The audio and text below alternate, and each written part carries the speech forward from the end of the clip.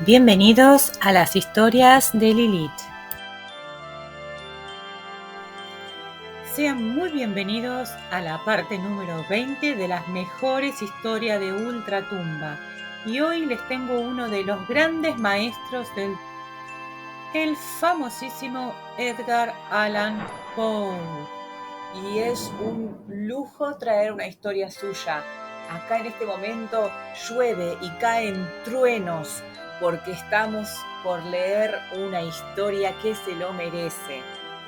Edgar Allan Poe nació el 19 de enero de 1809 en Boston, Estados Unidos. Reconocido como uno de los maestros universales del relato corto, del cual fue uno de los primeros practicantes en su país. Fue también renovador de la novela gótica y obviamente fue recordado especialmente por sus cuentos de... También es considerado el inventor del relato detectivesco que tanto nos gusta y contribuyó asimismo con varias obras de ciencia ficción. La cantidad de cuentos que tiene es un montón, comenzando por A Dream, un sueño de 1831. Aunque su autoría es dudosa, se le atribuye ese cuento a Poe. Pero luego tenemos en 1832 Metzengerstein.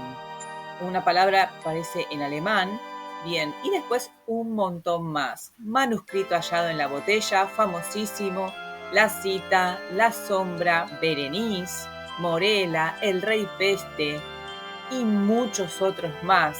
Muchos, entre ellos el famosísimo gato negro, El pozo y el péndulo, El retrato oval. Alguna de estas historias les tiene que sonar porque son muy conocidas. Después también ha escrito poesía. La primera poesía que aparece en 1827 es Tamerlane.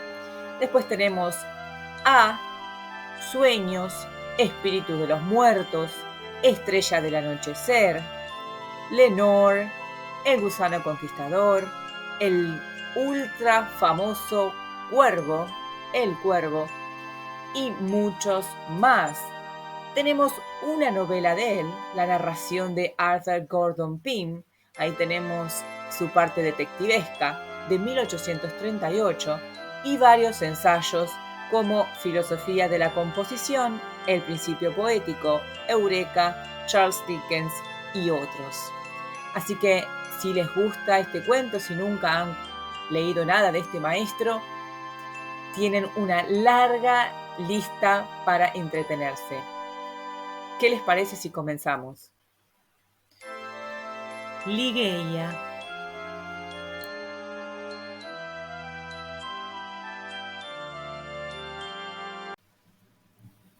En su interior reside la voluntad, que es inmortal. ¿Quién conoce los misterios de la voluntad y su poder?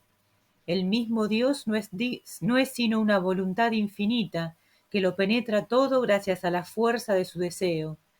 El hombre no entrega este poder a los ángeles, ni siquiera renuncia de todo a él ante la misma muerte, salvo por propia debilidad. Joseph. A pesar de mis esfuerzos, no puedo recordar cómo, cuándo y ni siquiera con exactitud dónde conocí a Lady Ligeia. Han pasado muchos años desde entonces, y mi memoria se ha debilitado por los sufrimientos.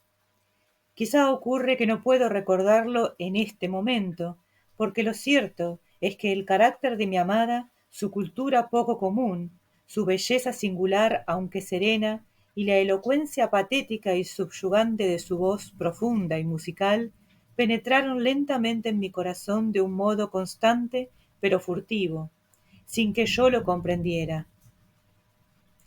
Pensándolo bien, creo que la conocí en alguna vieja ciudad a orillas del Rin. También es probable que la oyera hablar acerca de su familia. De lo que no puedo dudar es de que esto ocurrió hace muchísimos años. Ligeia, Ligeia, aunque me sumerja en mis estudios, especialmente adecuados para amortiguar las impresiones del mundo externo, basta esta dulce palabra, Ligeia, para evocar en mi interior la imagen de aquella mujer que ya no existe. Ahora, mientras escribo, se me ocurre que nunca he sabido el apellido paterno de quien fue mi amiga y prometida antes de convertirse en compañera de mis estudios y finalmente en mi amada esposa. ¿Fue esta una graciosa exigencia de mi Ligeia, o quiso probar la solidez de mi afecto al rogarme que no investigara sobre este particular? Lo único que recuerdo con claridad es el hecho en sí mismo. Es de extrañar que haya olvidado completamente las circunstancias que lo produjeron y acompañaron. Si de verdad alguna vez ha existido este espíritu que llaman romance, y si es cierto que la melancólica y alada Astophet del antiguo Egipto ha presidido, como dicen, los matrimonios destinados al fracaso, con toda probabilidad ha presidido el mío. Hay sin embargo un punto en el que la memoria no me falla. Se trata de la persona de Ligeia. Era alta, algo delgada, y en los últimos tiempos incluso demacrada. Sería inútil intentar describir su porte majestuoso, sencillo y apacible, o bien la inexplicable ligereza y elasticidad de sus pasos. Se movía como una sombra. Nunca percibía su presencia en mi estudio hasta oír la amada música de su voz profunda y suave, al tiempo que su mano, blanca como el mármol, se posaba sobre mi hombro. Nunca joven la igualó jamás en hermosura. Era como el brillo esplendoroso de un sueño bajo los efectos del opio, o como una visión etérea y exultante de belleza divina muy superior a las fantasías que revoloteaban en los espíritus adormecidos de las hijas de Delos. Sin embargo, sus rasgos no se ceñían al canon de belleza que nos han enseñado falsamente a admirar en las esculturas clásicas de los gentiles.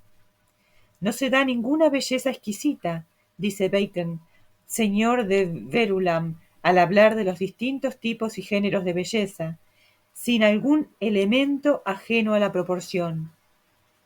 Bien, me daba cuenta de que los rasgos de Ligeia no poseían una regularidad clásica y de que su encanto era exquisito.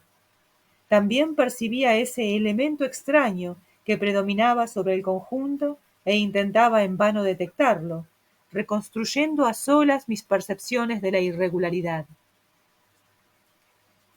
Examinaba los trazos de su frente despejada y pálida. Era perfecta.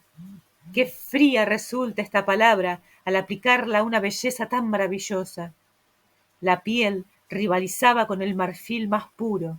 Sus proporciones eran altivas y serenas. El contorno de sus sienes era suave y los rizos de su cabello de un negro lustroso y lujuriante que encarnaba toda la fuerza del epíteto homérico del color del jacinto. Contemplaba el delicado perfil de su nariz. Sólo en los graciosos retratos de los hebreos había visto antes semejante perfección. La misma superficie tersa y exuberante, la misma tendencia aquilina apenas perceptible, y las mismas ventanas armoniosamente curvadas, reveladoras de un espíritu libre. Miraba su boca suave, triunfo esplendoroso de la suprema perfección, la curva torneada de su breve labio superior, la voluptuosa caída del inferior, los hoyuelos juguetones, el color risueño de sus mejillas, y los dientes que reflejaban en su plácida y radiante sonrisa, con un brillo sorprendente, cada rayo de luz que caía sobre ellos. Escudriñaba en su firme mentón, también en él encontraba el aliento reposado, la delicadeza, solemnidad y profunda espiritualidad de los griegos, el mismo contorno que el dios Apolo mostró en sueños a Cleómenes, el hijo del ateniense. Luego me asomé a los enormes ojos de Ligeia. No poseemos modelos de ojos de la antigüedad. Quizá en los de mi amada estaba el secreto al que alude Lord Verulam. Eran, pienso, mucho más grandes que los ojos normales en nuestra raza. Eran incluso mayores que los de las gacelas de la tribu del valle de Nurshadha. Nurjahad. Solo a intervalos, en momentos de intensa excitación, podía percibirse esta cualidad de Ligeia. En tales instantes, por lo menos así lo veo en mi exuberante imaginación, su belleza no era terrestre, sino la de las fabulosas huríes de los turcos. Las pupilas eran de un negro brillante, y por encima de ellas se alzaban unas larguísimas pestañas de azabache. El trazo ligeramente irregular de sus cejas poseía la misma tonalidad. Sin embargo, la irregularidad que encontré en sus ojos no tenía nada que ver con su formación, color o rasgos, y por tanto debía atribuirse a su expresión. ¡Ay, palabras vacías! Tras cuyo amplio significado atrincheramos nuestra ignorancia de tantas cosas espirituales. La expresión de los ojos de Ligeia. ¿Cuántas horas he pasado reflexionando sobre ellos? ¿Cuántas noches de verano he pasado en vela tratando de profundizar en este tema? ¿Qué había en el fondo de las pupilas de mi amada, más profundas que el pozo de Demócrito? ¿De qué se trataba? Me invadió la pasión del descubrimiento. Aquellos ojos, aquellas grandes, brillantes y divinas pupilas, eran para mí lo mismo que las estrellas gemelas de Leda, y yo para ellas el más devoto de los astrólogos. Nada hay más terriblemente excitante entre las muchas e incomprensibles anomalías de la ciencia del espíritu que el hecho, creo que nunca observado en las escuelas, de que en nuestros esfuerzos por recordar algo hace tiempo olvidado, nos encontremos a menudo en el mismo filo del recuerdo, sin poder llegar a él definitivamente. ¿Cuántas veces en mi intenso escrutinio de los ojos de Ligeia he sentido aproximarse la revelación de su expresión? La he sentido cerca, casi mía, y tan lejana en el último instante. Y misterio extraño, el más enigmático de todos, en los objetos más corrientes del universo encontraba una serie de cosas análogas a esta expresión. Me refiero a que, tras penetrar la belleza de Ligeia en mi espíritu y habitar allí como en un santuario, muchas cosas materiales de este mundo produjeron en mí el mismo sentimiento que sus pupilas grandes y luminosas.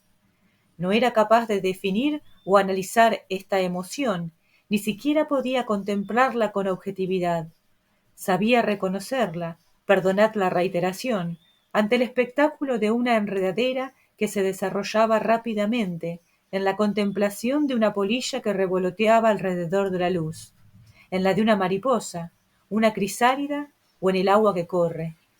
La experimentaba ante el océano o en la caída de un meteoro. La sentí intensamente bajo las miradas de personas de edad muy avanzada.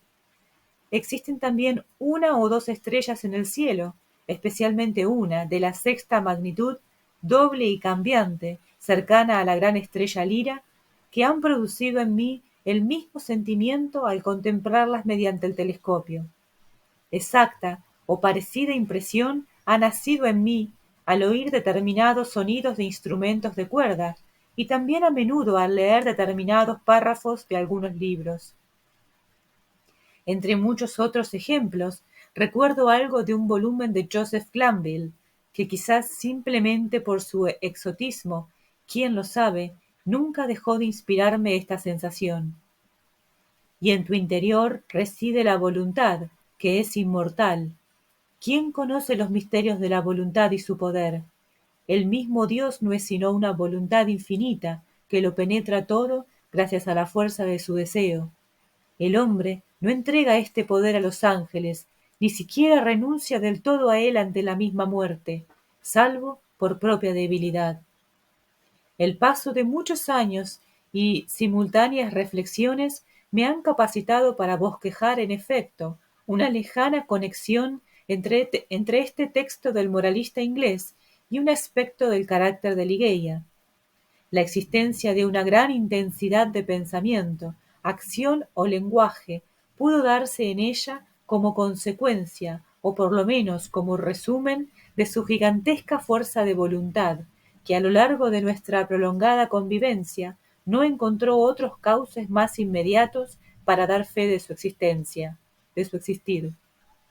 Ligeia, siempre serena y tranquila externamente, fue, de entre todas las mujeres que he conocido, la presa más violenta de los tumultuosos buitres de la tiránica pasión.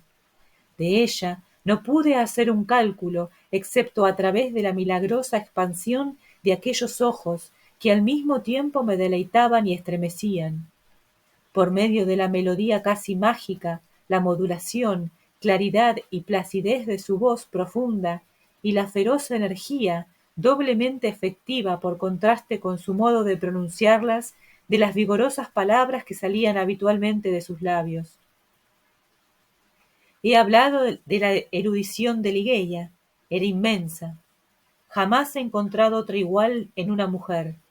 Dominaba profundamente las lenguas clásicas, y en la medida que alcanzaban mis conocimientos de las lenguas europeas modernas, nunca la sorprendí en un fallo. Pero es que la he visto equivocarse siquiera una sola vez al oírla hablar sobre cualquier tema, por muy difícil que fuera o sencillamente abstruso y cuajado de erudición académica. De qué modo singular y sorprendente llamaba mi atención esta característica de mi mujer, sobre todo en esta última etapa. He dicho ya que sus conocimientos eran tales que jamás los he encontrado en otra mujer, pero ¿dónde está el varón que haya cultivado el éxito, con éxito todos los amplios campos de la ciencia moral, física y matemática? No veía entonces lo que ahora percibo con claridad, que sus condiciones intelectuales eran sencillamente gigantescas y pasmosas. Sin embargo, era muy consciente de su infinita superioridad sobre mí, como para someterme con fe infantil a la guía de su magisterio a través del mundo caótico de las investigaciones metafísicas en las que me ocupaba intensamente durante los primeros años de nuestro matrimonio. Con qué sensación de triunfo, de placer, de todo lo etéreo que hay en la esperanza, experimentaba cuando ella desplegaba ante mis ojos, en el curso de mis estudios débilmente emprendidos y difíciles de profundizar, todo un delicioso panorama que con lentitud iba despejando un camino impresionante, inexplorado todavía, cuyo término no podía ser otro que la misma sabiduría, demasiado sublime para no estar prohibida. Por esta causa, qué hondo fue el pesar, cuando al cabo de los años vi mis bien fundadas esperanzas partir hacia regiones lejanas. Su sola presencia y explicaciones daban vívida luz a los cuantiosos misterios del trascendentalismo en que me encontraba inmerso. La ausencia del brillo radiante de sus ojos, luminosos y dorados, hacia mi estudio insípido y oscuro. Cada vez su centelleo era menor y se asomaban con menos frecuencia las páginas cuyo sentido yo intentaba desentrañar. Ligeia enfermó. Sus indómitas pupilas relumbraron con un fulgor excesivo. Sus dedos pálidos adquirieron la tonalidad de cera transparente que es preludio de la tumba. Las venas azuladas de su frente, despejada, se dilataban y contraían impetuosamente bajo la marea de las emociones más dulces. Comprendí que iba a morir y luché desesperadamente contra la inflexible Azrael. La batalla que sostenía mi apasionada esposa era, para mi asombro, más encarnizada aún que la mía. Algo en su carácter me había hecho pensar que la muerte llegaría a ella tranquilamente y sin terrores, pero no fue así. Las palabras son incapaces de dar una idea aproximada de la feroz resistencia con que se enfrentó a la sombra. Gemí de angustia ante el conmovedor espectáculo. Debiera haberla calmado y obligado a reflexionar, pero ante la intensa ansiedad de vivir, única y exclusivamente de vivir, todo consuelo y reflexión hubieran sido la suprema de las locuras.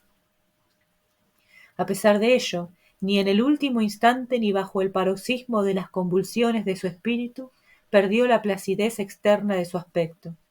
Su voz fue haciéndose más suave y profunda, mientras yo me negaba a pensar en el terrorífico significado de las palabras que fluían de su boca. Mi entendimiento se estremecía al escuchar extasiado una melodía más bella que cuanto he conocido, y unos conceptos y anhelos vedados hasta entonces a los mortales. Ella me amaba, no puedo dudarlo. Lo que yo ignoraba era la pasión con que el amor reina en pechos como el suyo. Solo frente a la muerte comprendí claramente la fuerza de su afecto. Durante largas horas, mi mano entre las suyas volcó ante mí el contenido de un corazón rebosante no ya de amor, sino de idolatría. ¿Merecía yo la bendición que tales confesiones suponían? ¿Merecía ser castigado con la desaparición de mi amada en el mismo momento en que pronunciaba aquellas palabras? No puedo soportar el recuerdo. Permitidme decir, sin embargo, que por fin reconocí en su entrega exhaustiva al amor, tan inmerecida por mi parte, tan graciosamente otorgada, el principio que regía su ansia, el deseo que la hacía aferrarse con semejante fuerza a la vida, que con tanta rapidez se alejaba de ella. No hay palabras humanas capaces de expresar esta apetencia tan vehemente de vivir, sólo de vivir. La noche de su partida me llamó por señas a su lado y me rogó que le recitara unos versos que ella misma había compuesto pocos días antes. La obedecí. Eran estos: contemplad esta noche de fiesta en la soledad de nuestros últimos años. Un ángel triste, alado, cubierto de velos, anegado en lágrimas, se sienta en un teatro para ver un drama de temores y esperanzas, mientras la orquesta caprichosamente suspira la música de las esferas. Los bufones, igual que Dios en la altura, musitan y murmuran por lo bajo y vuelan de acá para allá, simples muñecos que van y vienen, mandados por inmensos seres informes, que cambian la decoración de uno a otro lado, mientras bate sus alas de cóndor el dolor invisible. Este drama de locos, estad seguros de que no será olvidado su argumento, con su ilusión perseguida siempre por una multitud que no la alcanza, a través de un círculo que siempre retorna al mismo punto de partida, con toda su locura, culpa y horror. Pero ved cómo entre la chusma de bufones se introduce una forma serpenteante, algo rojizo como sangre, que retorciéndose surge desde un rincón de la escena. Se retuerce, con angustias mortales, los bufones se convierten en su alimento, y los serafines sollozan ante los colmillos de la alimaña empapada de sangre humana. Fuera, se han apagado las luces, todas fuera. Sobre cada forma tiritante el telón, mortaja funeraria, desciende con el ímpetu de una tormenta, y los ángeles, pálidos y desencajados, se levantan y quitan el velo, afirmando que la obra es la tragedia hombre, y su héroe, el gusano conquistador. «Dios mío», exclamó Ligeia, poniéndose en pie y levantando sus brazos en un espasmo, al terminar yo de leer estas líneas. «Dios mío, Padre celestial, deben suceder siempre las cosas así. Nunca será vencido este conquistador. ¿No somos acaso una parte esencial de ti? ¿Quién conoce los misterios de la voluntad y su poder? El hombre no entrega esta fuerza a los ángeles, ni siquiera renuncia del todo a ella ante la misma muerte, salvo por propia debilidad. Agotada por la emoción, dejó caer sus blancos brazos y regresó solemnemente a su lecho de muerte. Mientras exhalaba sus últimos suspiros, un leve murmullo brotaba de sus labios confusamente. Incliné mi oído hasta percibir de nuevo las palabras con que Glanville terminaba el pasaje. El hombre no entrega este poder a los ángeles, ni siquiera renuncia del todo a él ante la misma muerte, salvo por propia debilidad. Murió. Hundido profundamente en la tristeza, no pude soportar por más tiempo la lúgubre soledad de mi casa en la oscura y ruinosa ciudad de las orillas del Rin. No me faltaban lo que el mundo llama bienes de fortuna. Ligeia había aportado a nuestro matrimonio mucho más de lo que en general disfrutan los mortales.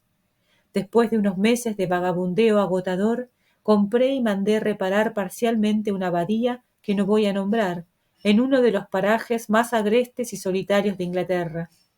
La majestad sombría y deprimente del edificio, el aspecto casi agresivo de sus contornos y las numerosas y venerables reminiscencias que evocaba, armonizaban con mis sentimientos de total abandono que me habían llevado hasta esta remota e incivilizada región del país. Ni siquiera alteré el aspecto externo de la abadía, ni sus ruinas cubiertas de vegetación. Sin embargo, procuré conferirle un esplendor más que regio a su interior, animado por una perversidad infantil y quizá por la vaga esperanza de mitigar mi tristeza. Sentía predilección por tales fantasías desde mi niñez. Por esta época volvieron a invadirme, provocadas quizá por el desequilibrio del dolor. Ay, ahora me doy cuenta de cuánta locura se ocultaba tras los tapices imponentes y fantásticos, tras las hieráticas esculturas egipcias, en las exóticas cornisas y mobiliarios, y en los alucinantes dibujos tejidos en las alfombras con oro repujado. Me convertí en esclavo del opio. Los sueños provocados por la droga presidían mi tarea cotidiana y mis mandatos. No hablemos de ello. Dejadme que aluda solamente a una habitación, maldita para siempre, a la que conduje en un momento de perturbación mental a mi nueva esposa, sucesora de la inolvidable Ligeia, Lady Rowena Trevanion de Tremaine, rubia y de ojos azules. Recuerdo en este momento cada detalle arquitectónico y decorativo de aquella cámara nupcial.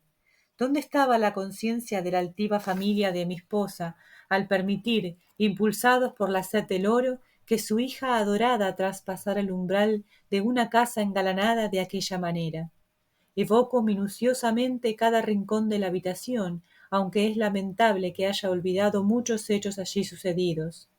Aquel despliegue fantástico apenas permitía a la memoria encontrar un motivo al que aferrarse. Este aposento se encontraba en una alta torre de la abadía. Su forma era pentagonal y sus dimensiones espaciosas. Ocupaba todo el lado sur una única ventana, cubierta por un solo panel de cristal de Venecia, de un tono plomizo, de modo que tanto los rayos del sol como los de la luna adquirían al atravesarlo un brillo fantasmagórico que iluminaba los objetos del interior. Hasta la parte superior de esta enorme ventana se encaramaba la espesa trama de una vieja enredadera que ascendía a lo largo de los recios muros de la torre. El techo de roble oscuro era demasiado elevado y formaba una bóveda adornada con relieves que representaban las escenas más extrañas y grotescas en un estilo medio gótico y medio druídico. Del mismo centro de esta bóveda colgaba, suspendida de una cadena de oro de alargados eslabones, un enorme incenciario del mismo metal, de estilo sarraceno. Tenía muchos orificios distribuidos de tal forma que una continua sucesión de fuegos policromos se retorcían entrando y saliendo, como si se tratara de ágiles serpientes. En diversos rincones había otomanas y candelabros de oro de estilo oriental, que no impedían que se destacara el lecho nupcial, construido según un modelo indio. Era bajo, de ébano macizo, con esculturas talladas en todo su contorno, y sobre él se elevaba un dosel como un túmulo funerario. En cada ángulo de la habitación había sarcófagos de granito negro, traídos de las tumbas reales de Luxor, con sus antiguas tapas cubiertas por esculturas inmemoriales. Sin embargo, la muestra más desordenada de fantasía se encontraba en el tapizado de la habitación. De las gigantescas paredes colgaban, cubriéndolas totalmente, desmedidos pliegues de sólida y pesada tapicería, confeccionada a base de un material semejante al de la alfombra del suelo, pero lo cubrían las otomanas, el lecho de ébano y también el dosel de la cama y las majestuosas volutas de las cortinas que ensombrecían parcialmente la ventana. Se trataba de un tejido riquísimo en oro. En toda su superficie y a intervalos irregulares había diseminadas figuras arabescas de cerca de 1 pie de diámetro, bordadas sobre él en un color negro azabache. Sin embargo, estas figuras no sólo eran verdaderos arabescos cuando se las miraba desde un mismo sitio. Gracias a una técnica muy corriente hoy en día y que se remonta a la antigüedad, podían variar su aspecto. Para el que entraba en la habitación semejaban simplemente monstruosidades, pero al avanzar desaparecían, y a cada paso que el visitante daba hacia el interior de la estancia, se revelaban como una interminable sucesión de formas fantasmales pertenecientes a supersticiones normandas o surgidas de los sueños culpables de algún monje. Este efecto espectral se acentuaba gracias a una fuerte corriente de aire producida artificialmente detrás de la tapicería, que dotaba al conjunto de una animación espeluznante e insoportable. En estas estancias, concretamente en esta cámara nupcial, pasé con Lady de Tremaine las impías horas de nuestro primer mes de matrimonio, sin excesiva inquietud.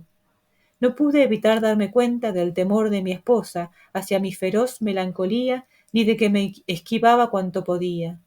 Su cariño hacia mí era más bien exiguo, pero esto me producía más placer que otra cosa. La aborrecí con un odio más diabólico que humano.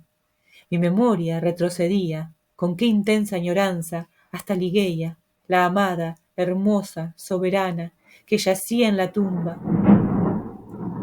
Me recreaba rememorando su pureza, sabiduría, su carácter elevado y etéreo, y su amor apasionado e idólatra. Ahora más que nunca ardía mi espíritu en los fuegos del suyo. En medio del frenesí que me producían las fantasías del opio, me entregaba sin descanso a la esclavitud de la droga, la invoqué seguramente en voz alta en el silencio de las noches, o de día, en parajes ocultos en las cañadas, como si por medio de esta terrible ansiedad, de mi pasión vehemente y la nostalgia que me devoraba, pudiera retornar al sendero terrenal que había abandonado. ¡Ay! Quizá para siempre. Al iniciarse el segundo mes de matrimonio, Lady Rowena fue atacada por una súbita enfermedad, de la que se recuperaba lentamente. La fiebre convertía sus noches en una pesadilla, y en ese estado de semi-inconsciencia hablaba de ruidos y cosas que se movían en las habitaciones de la torre. Llegué a la conclusión de que no eran más que perturbaciones de su imaginación o efecto de las fantasmagóricas influencias de la estancia. Finalmente, empezó su convalecencia hasta que se recuperó del todo. Transcurrió un breve período de tiempo. Entonces, un segundo ataque, más violento que el primero, la postró de nuevo en el lecho del dolor. Su constitución, siempre débil, no logró jamás recuperarse del todo. Sus enfermedades fueron, a partir de esta época, alarmantes en sus síntomas y frecuencia, y desafiaban la ciencia y los esfuerzos de sus médicos. Paralelo al empeoramiento de la enfermedad crónica que, según veíamos, dominaba con tanta fuerza su naturaleza, que hacía inútiles todos los intentos humanos, no pude dejar de percibir una creciente irritación nerviosa y una psicosis de miedo que la hacían excitable ante cualquier nimiedad. Volvió a hablar, y esta vez con más frecuencia y tenacidad, de sonidos, suaves sonidos, y de extraños movimientos entre los cortinajes. Una noche, hacia finales de septiembre, insistió en este enojoso tema con mayor énfasis que el habitual. Acababa de despertar de un sueño agitado, y yo había estado contemplando con sentimientos entremezclados de ansiedad y de vago terror la angustia que se reflejaba en su agotado semblante. Me encontraba sentado junto a su cama de ébano, sobre una de las otomanas indias. Se incorporó a medias y en un ansioso murmullo habló de sonidos que estaban oyendo en aquel mismo momento y que no era incapaz de oír, de movimientos que percibía en aquel instante y que yo no podía ver. El viento soplaba con fuerza tras los cortinajes y quise mostrarle lo que, dejadme decirlo, yo no creía del todo, que estos suspiros apenas articulados y los suaves cambios de las figuras de la pared no eran más que los efectos naturales del acostumbrado ímpetu del viento. Una palidez mortal se extendió sobre su rostro, demostrándome que mis esfuerzos por tranquilizarla habían sido inútiles. Me pareció que iba a desmayarse y no disponía en aquel momento de ningún criado. Recordé el lugar donde guardábamos una vasija de un suave vino de los médicos que los médicos le habían recetado, y me apresuré a cruzar la habitación para ir a buscarlo. Sin embargo, al pasar bajo los resplandores del incensario, dos circunstancias extraordinarias llamaron mi atención.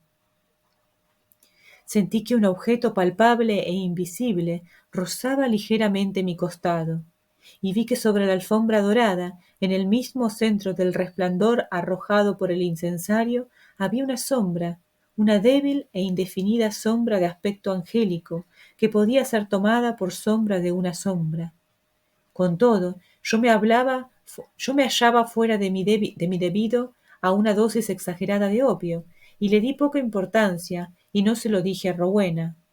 Encontré el vino, volví a cruzar la estancia y llené una taza que acerqué a sus labios descoloridos. Había vuelto en sí, y tomó el recipiente en sus manos mientras yo me dejaba caer sobre una otomana que había allí cerca, con mi mirada fija en ella. En aquel momento escuché unos pasos ligeros sobre la alfombra, cerca de la cama. Un segundo después, al llevar Rowena el vino a sus labios, vi, o tal vez solo imaginé, cómo caían en la taza, como de una fuente invisible suspendida en el aire, 3 o 4 gotas de un líquido brillante y rojo como un rubí. Rowena no se dio cuenta. Bebió el vino con decisión y yo renuncié a explicarle este hecho, que después de todo podía haber sido una alucinación producto de mi fantasía exacerbada por el terror de mi esposa, por el opio y por la hora.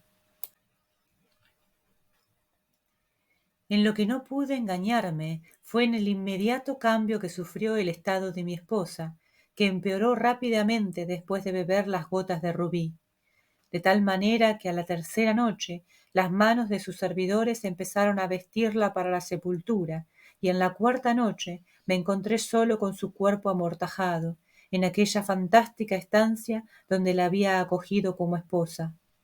Extrañas visiones, engendradas por el opio, revoloteaban ante mí. Dirigí mis miradas inquietas a los sarcófagos que había en los ángulos de la habitación, a las figuras cambiantes de las paredes y a los resplandores serpenteantes del incensario que estaba sobre mi cabeza. Recordé los hechos de la noche anterior y detuve mi mirada en el lugar en que había visto los débiles atisbos de una sombra. Ya no estaba allí. Respiré con mayor libertad y me puse a contemplar la figura pálida y rígida que yacía sobre la cama. Entonces acudieron en tropel los recuerdos de Ligeia, e invadió mi corazón con la turbulencia de una riada todo aquel dolor inenarrable con el que yo la había contemplado amortajada de aquel modo.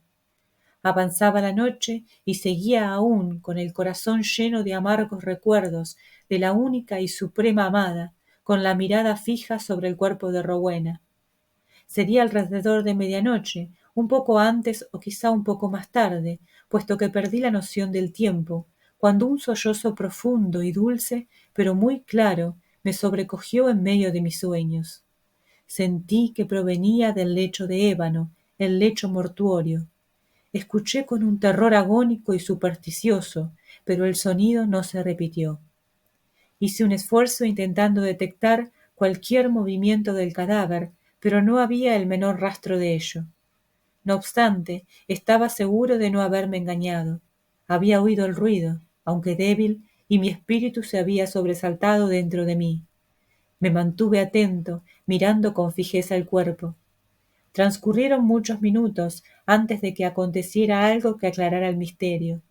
Luego se hizo evidente un tinte rosado, muy débil y apenas perceptible, que cubría las mejillas y coloreaba sus párpados.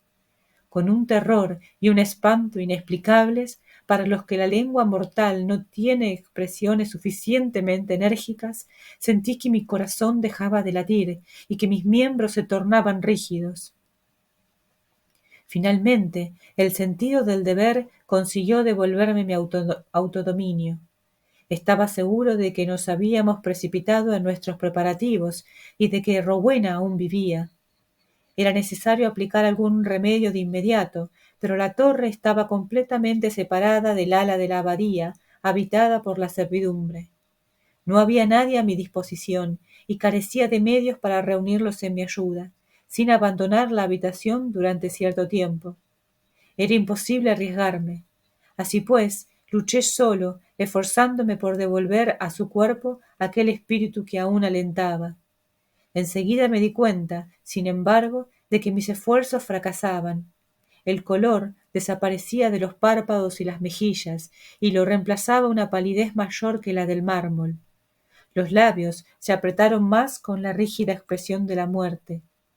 Una frialdad repulsiva y viscosa se extendió por todo su cuerpo, y sobrevino inmediatamente la rigidez cadavérica. Con un temblor me dejé caer sobre el asiento del que me había levantado, y de nuevo me entregué a mis ensueños apasionados de Ligeia. Pasó una hora, y es posible, por segunda vez percibí un confuso sonido que provenía de donde estaba la cama. Escuché aterrorizado. El sonido se repitió. Era un suspiro. Me abalancé sobre el cadáver y vi claramente un temblor en sus labios. Un minuto después se relajaron y mostraron una hilera de dientes brillantes como perlas. La sorpresa se mezcló con el espanto que me dominaba. Mi vista empezó a nublarse y mi razón a desvariar, y sólo con un violento esfuerzo conseguí cumplir la tarea que el deber una vez más señalaba. Se volvieron a colorear suavemente la frente, las mejillas y el cuello. Un calor perceptible invadió todo el cuerpo e incluso pude oír unos ligeros latidos. Ella vivía, y con redoblado ardor me dediqué a volverla en sí. Humedecí y froté sus sienes y sus manos, empleando todos los medios que la experiencia y mis lecturas médicas me sugerían. Pero fue en vano. Repetidamente el color huyó, cesó el pulso, y los labios volvieron a adoptar la expresión de la muerte, antes de recuperar la frialdad del hielo, el tono pálido, la intensa rigidez, los rasgos hundidos y todas las repugnantes características de quien durante muchos días ha habitado en el sepulcro. Y otra vez me entregué a visiones fantásticas de Ligeia, y de nuevo, es extraño que tiemble mientras escribo, llegó a mis oídos un profundo sollozo que partía del lecho de ébano. ¡Ah! Pero, ¿para qué relatar minuciosamente los horrores indecibles de aquella noche? ¿Por qué voy a detenerme a relatar cómo una y otra vez se repitió el espeluznante drama de la revivificación, hasta cerca de las horas grises de la madrugada? Cómo cada terrible recaída era más profunda y definitiva, cómo cada agonía ofrecía el aspecto de una batalla con un enemigo invisible, y cómo cada batalla producía no sé qué indefinible cambio en el aspecto del cadáver. Dejadme llegar al fin del relato. La mayor parte de esta terrible noche había ya pasado, y el cuerpo se estremeció una vez más, ahora con mayor vigor que antes, aunque surgiendo de una postración mucho más mortal que las anteriores. Yo había dejado de esforzarme y de moverme, y permanecía rígidamente sentado sobre la otomana, como una víctima indefensa bajo el torbellino de las violentas emociones, de las que el terror era quizá la menos terrible y agotadora. El cadáver, repito, se estremeció con mayor vigor que antes. Los colores de la vida florecieron con inesperada energía en su semblante. Los miembros se relajaron, y exceptuando los párpados fuertemente cerrados y el atuendo que le confería un carácter sepulcral a su figura, todo me hacía pensar que Rowena había sacudido completamente las cadenas de la muerte. Pero si esta idea no me había convencido aún del todo, no pude dudar más de ella cuando, levantándose de la cama, tambaleándose, con débiles pasos y los ojos cerrados, y con los ademanes de quien se halla aturdido en mitad de un sueño, aquel ser amortajado avanzó física y palpablemente hasta el centro de la habitación. No temblé ni me moví, porque una multitud indecible de fantasías referentes al aspecto, estatura y gestos de la figura se precipitaron en mi cerebro, y me habían paralizado. En mis pensamientos reinaba un loco desorden, un tumulto inapaciguable. ¿Podía ser de verdad Rowena, vuelta a la vida, quien estaba delante de mí? ¿Era posible que se tratara de Rowena, Lady Rowena Trevanion de Tremaine, la mujer rubia y de ojos azules? ¿Por qué? ¿Por qué había de dudarlo? Las vendas cubrían completamente su boca, pero era posible que no se tratara de la boca suspirante de la señora de Tremaine. Las mejillas Había rosas en ellas, como en la plenitud de la vida. Sí, podían ser efectivamente las dulces mejillas de Lady de Tremaine. En cuanto al mentón, con sus hoyuelos, igual que en vida, era posible que no fuera el suyo. Pero entonces, ¿había crecido desde su enfermedad? Qué inexplicable locura se apoderó de mí tras esta reflexión. Con un respingo llegué al lugar donde estaba. Estremecida a mi contacto, dejó caer de su cabeza la lívida mortaja que la cubría, y ondeante y libre inundó la atmósfera de la habitación una gran masa de cabello largo y desgreñado. Era más negro que las alas de cuervo de la medianoche. Lentamente se abrieron los ojos de la figura que estaba en pie ante mí. «Aquí está, por fin», grité en voz alta. «Jamás, jamás podré equivocarme. Estos son los ojos grandes, negros, indómitos de mi perdido amor, los ojos de Lady Ligeia». Y así llega a su fin esta terrible y macabra historia de amor. ¿Qué les ha parecido? Ligeia quería vivir a toda costa. Un poco por el recuerdo de su amado, un poco por su intenso deseo de vivir, por su extrema inteligencia. ¿Quién sabe cómo sobrevivió a la muerte a través de Lady Rowena? Quiero, por favor, impresiones y comentarios acerca de esta escalofriante historia. A mí me dejó con la boca abierta y muchos pensamientos. Las imágenes que uno ve gracias a la descripción de este maestro del terror son increíbles. Sin palabras. Queridos oyentes, espero que hayan disfrutado tanto como yo de esta obra maestra, Ligeia. Está para volver a escucharla otra vez más, para leerla. Voy a intentar encontrarla en su idioma original para ver los matices del lenguaje en las descripciones de los lugares, que me gustó muchísimo la descripción del convento. Pude absolutamente imaginármelo, de los personajes, de la encantadora y misteriosa Ligeia. Les agradezco como siempre que me hayan escuchado, que hayan dejado un like, que hayan comentado. Sus comentarios para mí son muy importantes porque sinceramente me gusta mucho leerlos, me gusta mucho compartir estas historias y saber su opinión. Así que gracias, y mañana tengo otra historia increíble, así que no se la pierdan. Hasta la próxima.